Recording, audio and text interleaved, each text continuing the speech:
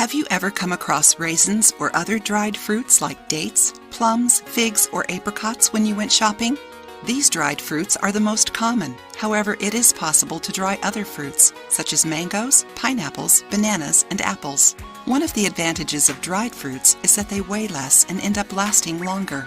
In addition to practicality, dried fruit has other benefits. They're rich in nutrients. Although vitamins like vitamin C and vitamin B get lost in the drying process, many other nutrients are preserved, making them a good snack between meals. They're a great source of fiber.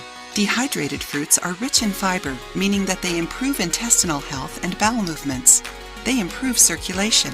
Fruits like apricots, mangoes, and plums are rich in minerals such as potassium, which balances the sodium in the body, contributing to the control of high blood pressure. They also have magnesium, which reduces circulation and helps relieve stress. They fight cancer.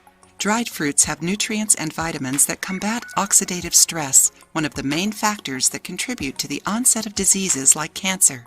This is why snacking on fresh or dried fruits is a good idea. But it's very important to read the labels of the dried fruit packages you buy at the grocery store, since most of them contain added sugar, meaning they also have more calories. So now we're going to teach you how to prepare your own dried fruit at home. Start by choosing a fruit to dehydrate. Wash the fruit well and remove the stalks, leaves, or other inedible parts.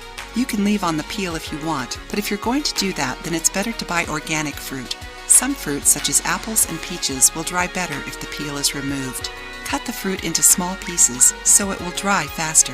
In order to make the fruit look appealing and minimize discoloration, soak them in lemon juice and water for 10 minutes. Then drain and dry them with a lint-free towel. Preheat the oven to a minimum temperature, about 50 degrees. Use a lower temperature for thin fruits like sliced apples, bananas, and peaches.